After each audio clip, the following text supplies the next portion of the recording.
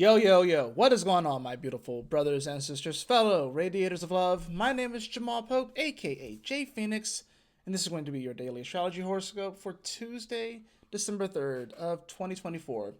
Appreciate you all joining me in this video. I'm trusting you guys are having a wonderful start to your week. Let's go ahead and hop into it. Hop into this chart, see what we got going on.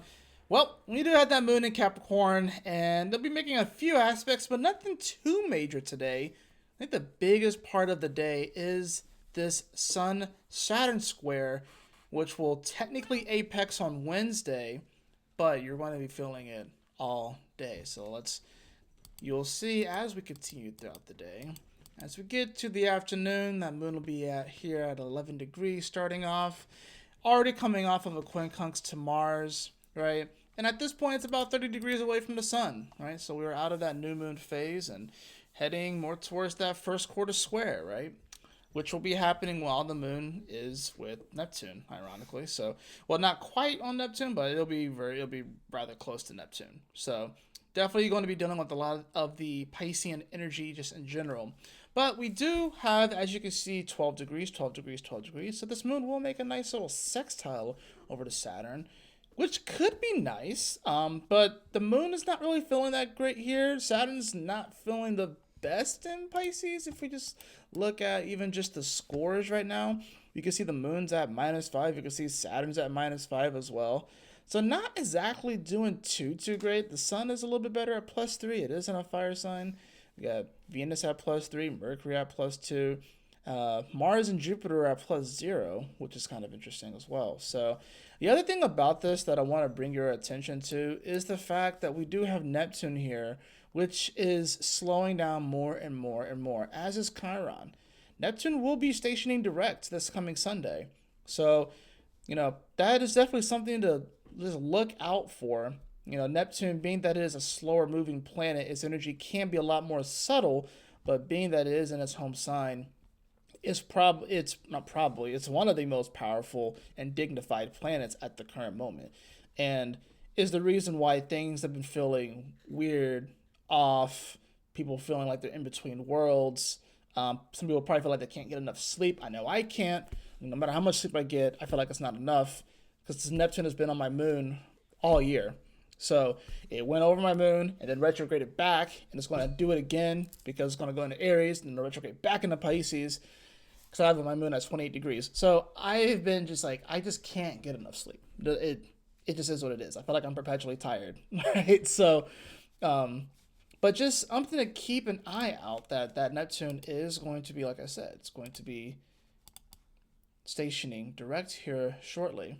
But today, like I said, the main thing is the fact that we will see this Sun-Saturn square, and while like I said, it'll come exact Wednesday morning, it builds up throughout the day. Now, whenever you get a Sun square Saturn, it's a pretty big deal. It's a pretty major aspect. You're talking, obviously, the Sun and then Saturn, the second largest planet, coming into a 90-degree angle, which generally squares can bring they generally can bring conflict, but a lot of times it's that there's always room for growth here with the squares because they're challenging. What's challenging about this one? Well, Sun and Sag with a Mercury retrograde. It's the things that we tell ourselves about ourselves and also our beliefs and our ideals. Saturn and Pisces, this is dealing with, like I've been saying a lot, our spiritual integrity, but also Saturn is like the captain of a ship trying to navigate this world right now. And it's hard to do that when we're looking into the veil of Neptune at the end of Pisces here, which is why everything feels so on edge. You gotta think, like, a lot of people are feeling like this really edgy, end of the world kind of energy. It's because we have Neptune here at the end of Pisces, right? It's because we have Uranus here at the end of Taurus, right? It's because we just had Pluto finally finish up in Capricorn, and now it's in Aquarius, right? We've had a lot of this energy that's at the end of the respective signs, planets that take a long time to go around the zodiac. So when you have that kind of energy, and when the shift is happening very slowly, and ironically, the planet that shifts first fully into its new sign, Pluto, the slowest moving of all of them, right? So That's the weird thing about it. We are kind of moving forward, but there's still this element of needing to review of what we have gone over. How are we going to move forward into this new world, into this new era, right? So when you have this challenging aspect here between the Sun and Saturn, where we're talking about our beliefs, our vision, the way that we kind of see the world, education.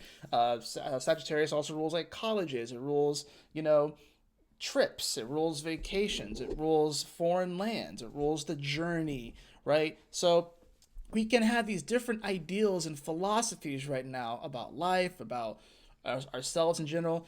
And the square to Saturn is like, Saturn's like, well, let's get real for a second, which is funny because it's in Pisces.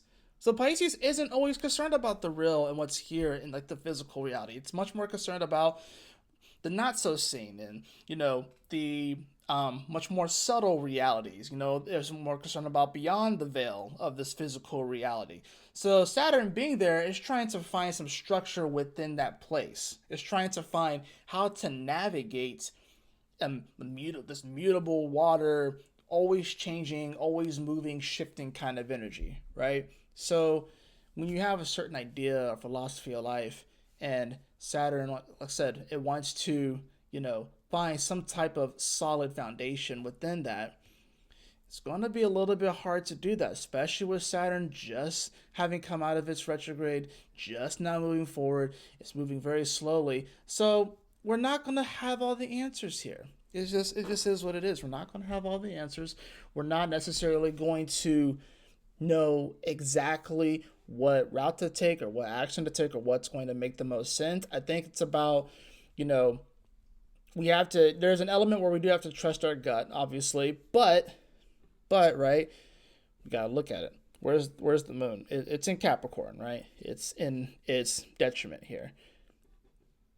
So we can try and trust our intuition right now. This moon is being disposited by the Saturn, which isn't square to the sun, so that just makes it even more difficult, right?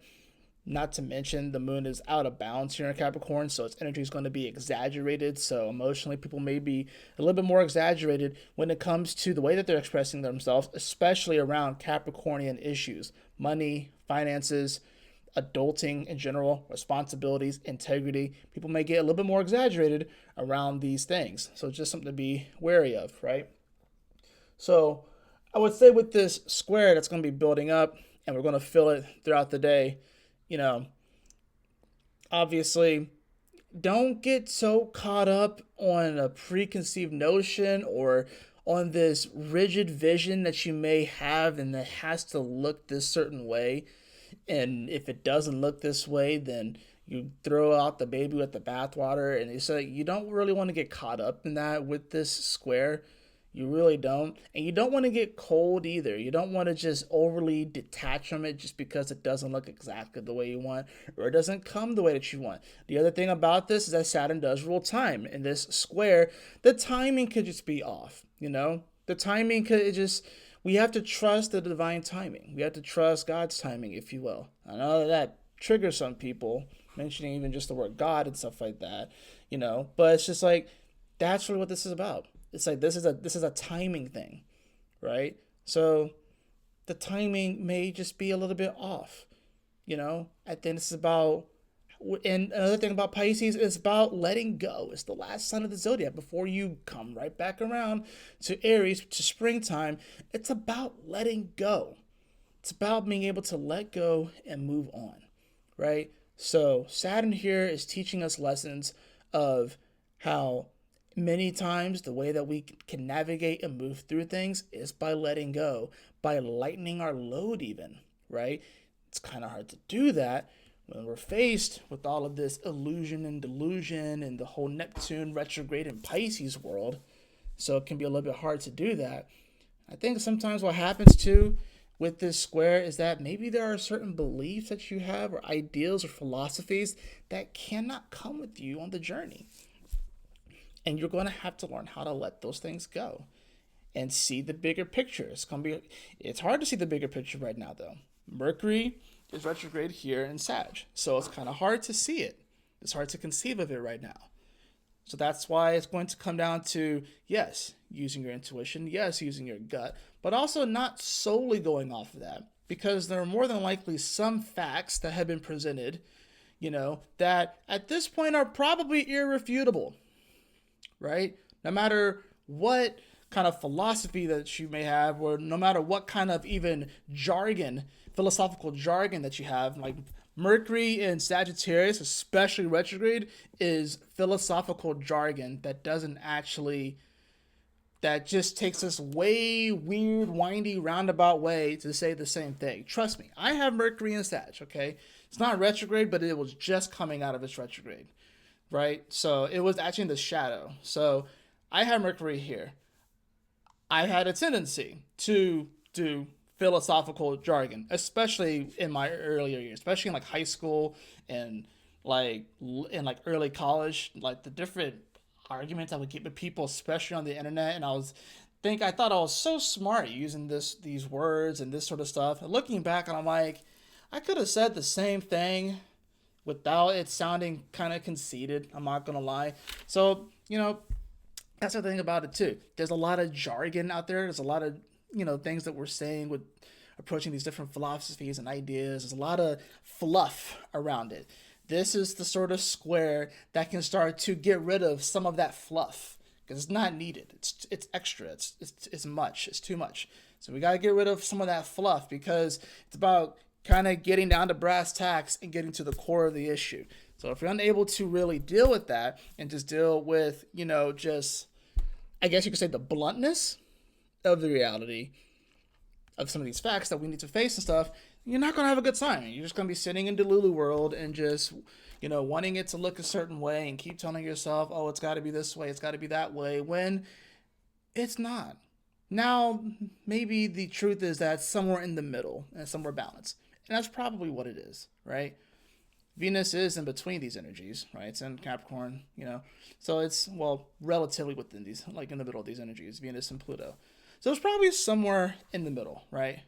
But you don't want to get so caught up in the fantasy that you lose sight of what's actually here and available.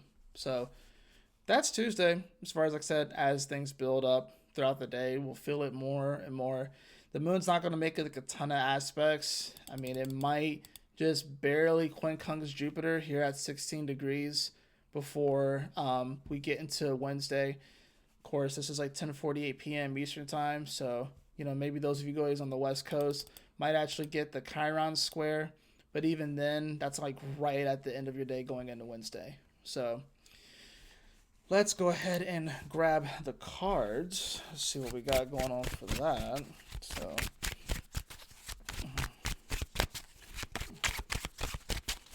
I think the cool thing about this Sun-Saturn square, because like I said, the trap, I think, is getting overly philosophical about things and trying to force it to look a certain way and not being able to see the big picture, or at least just know that there's a bigger picture, getting caught up on your tiny little puzzle piece. Remember, Saturn is also about systems. I think sometimes we focus so much on our puzzle piece and stuff like that that we forget that we are part of a larger system and that we need to trust. I know it's hard for some people to trust the other parts of that system, right? So if you're unable to trust other parts of the system, or if you have people in your life that you're unable to trust them and stuff like that, then that's an issue. It means that you're ostracizing yourself from other people, and you don't know how to be social, and you need to learn how to be a little bit more extroverted, right? So we all need to learn how to be a little bit more extroverted and come out of our shells a little bit. Trust me, I am right there with you. I don't just say this stuff just to say it. For the longest time, I hated just talking on the phone.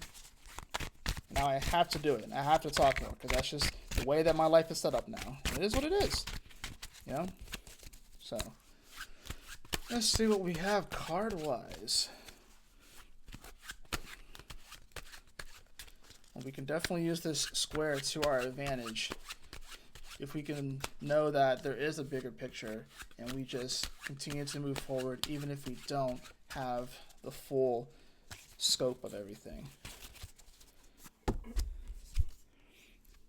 I have the Eight of Cups. Eight of Cups in reverse. Yeah, this does speak to letting go. I literally just said that. But this is in reverse, so this is a difficulty of letting go. right? It's not an easy let go. This is something that's like hard to let go of, right? So hence the square, right? Now, more than likely, this letting go is having to do with something more Sagittarian, right? So a belief, maybe some education that you like learned at some point, right? But there's something that you might have learned in school that you thought was going to be applicable, but then it turns out that it's not applicable right now. Or maybe it was at one point, but now it's not, right? So this is about learning how to let go of those things. It may be a little bit difficult to kind of pull yourself away from it, but that is what we have card wise. I have it followed by the Four of Wands. It's just letting me know that if you do let go, then you can have that prosperity and you can find that connection. You know, this card does usually speak to like marriage, stuff like that, but I like to call this the card of commitment, right? So I think the way that we actually let go is by committing to something that is going to foster a growth within us so we can become a better version of ourselves, right? So that's what I have for you all today. I trust that this message will assist you on your journey this Tuesday.